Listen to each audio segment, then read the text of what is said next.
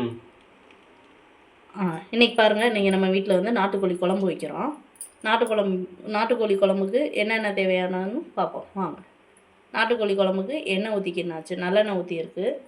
நல்லெண்ணெய் நல்லா காஞ்சதுக்கப்புறம் ஒரு பிரியாணி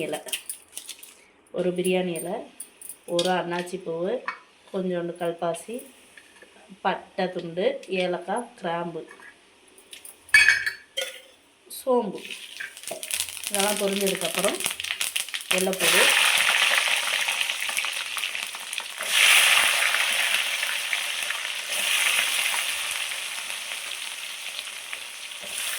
வெள்ளைப்பூடு போட்டாச்சா. வெள்ளைப்பூடு போட்டோன்னே வெங்காயம், சின்ன வெங்காயம் தான் போடணும். நாட்டுக்கோழி குழம்புக்கு சின்ன வெங்காயம் தான் சூப்பராக இருக்கும். சின்ன வெங்காயம். இப்போ குழம்புக்கு தேவையான வெங்காயம் வதங்கிலே உப்பு, மஞ்சத்தூள்,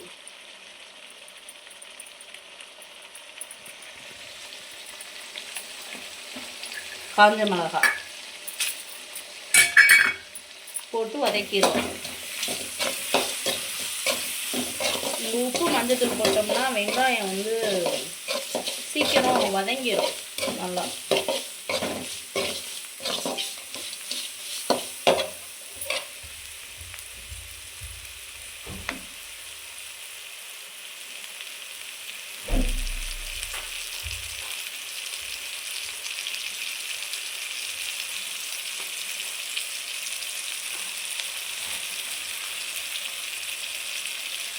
அடுத்து கருவேப்பிலை.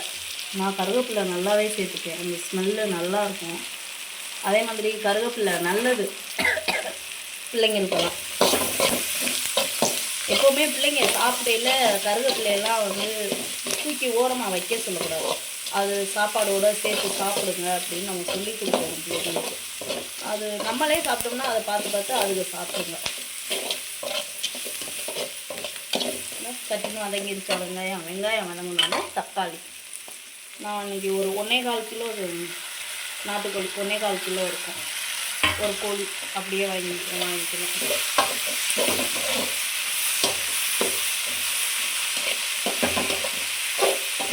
தக்காளி நல்லா வதங்கட்டும்.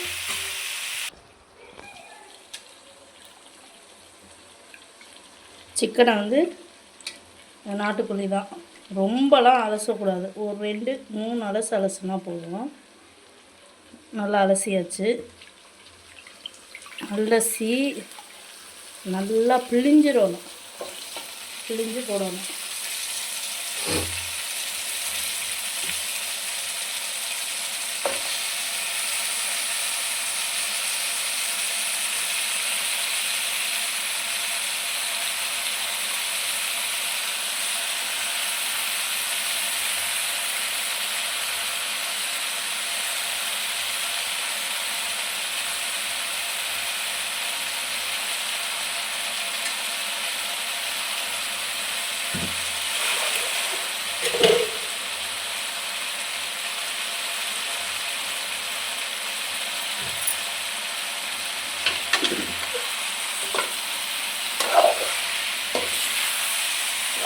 நல்லா வெங்காயம் தக்காளியெல்லாம் வதங்கினோன்னா சிக்கனை போட்டாச்சு. சிக்கனும் நல்லா கொஞ்சம் வதங்கட்டும். வதங்கி அந்த தண்ணி வெளியில் வரும், சிக்கனில் உள்ள தண்ணி ஃபுல்லாக வெளியில் வரும். நாட்டுக்கோழியோட இது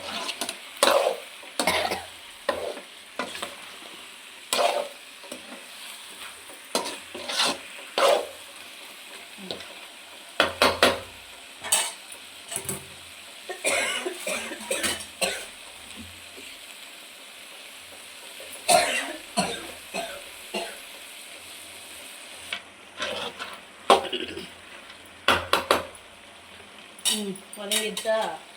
இப்போ நம்ம வந்து மல்லித்தூள்,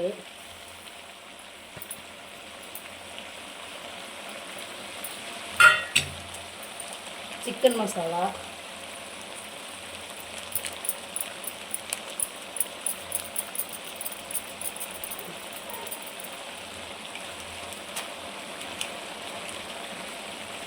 மிளகாத்தூள், நாங்கள் கொஞ்சம் மீடியமாகவே காரம் சேர்த்துக்கிறோம்.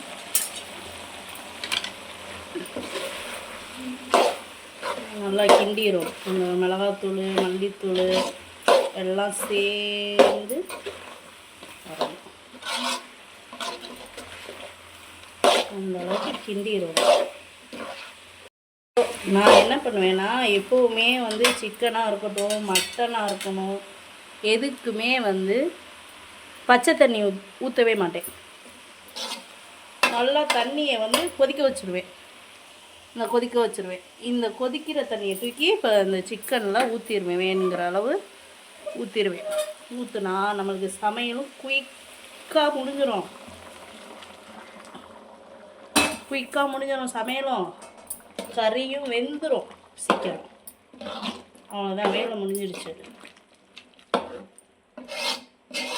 நல்லா கொஞ்சம் மீடியமாக நல்லா வெந்தோடனே, கறி நல்லா வெந்தோடனே இது கொஞ்சம் வத்திரும். வற்றவும் கரெக்டாக இருக்கும்.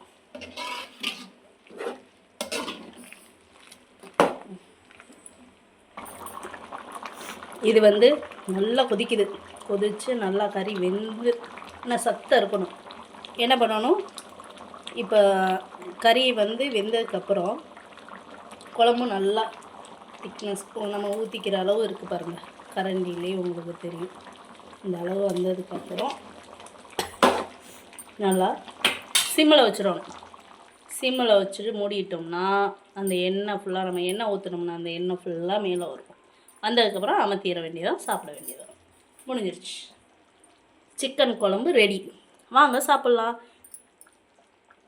தினம் இனிமேட்டு நாங்கள் வந்து தினம் வீடியோ போடுவோம். தினம் நாங்கள் வீட்டில் சமைக்கிறது. தினம் உங்களுக்காக ஒவ்வொரு ஸ்பெஷல் வீடியோ போடுவோம். நீங்கள் பாருங்கள். லைக் பண்ணுங்கள், ஷேர் பண்ணுங்கள், மறக்காமல் பெல் பட்டனை அமுக்குங்க, ஃபாலோ பண்ணுங்கள், உங்கள் ஃப்ரெண்ட்ஸுக்கும் ஷேர் பண்ணுங்கள்.